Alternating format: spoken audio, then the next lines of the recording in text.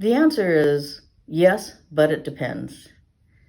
So let's revisit what PON is. A basic PON, like a GPON, would have one or two channels at 1490 and 1550 sent downstream from the OLT, while the subscriber would be using a different wavelength to send requests upstream, requests for on-demand services, for example.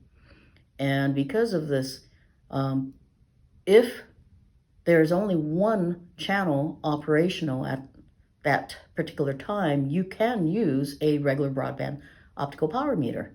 However, as I indicated, there can be multiple wavelengths, which is quite common in the new networks that are being built.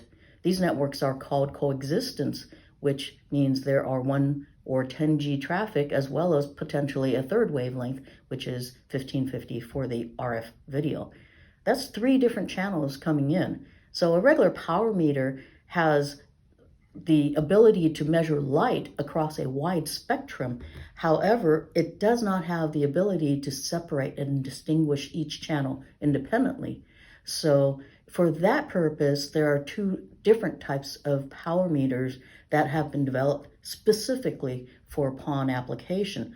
The entry level of that would be referred to commonly as a PONT, or a terminated power meter.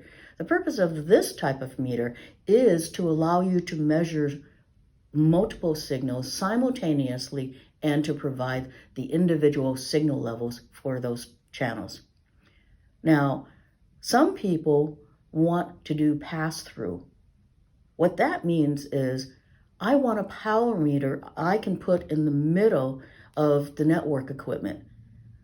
So depending on which side of the splitters I'm going to be testing at, on the OLT side or on the ONT side, you're going to have different signal levels. But I do want to measure what the signal level quality is when the network is active. So those meters allow you to connect in through temporary disruption of the service, inject your meter in, tap signal coming from downstream and upstream, and measure every wavelength that is on that fiber.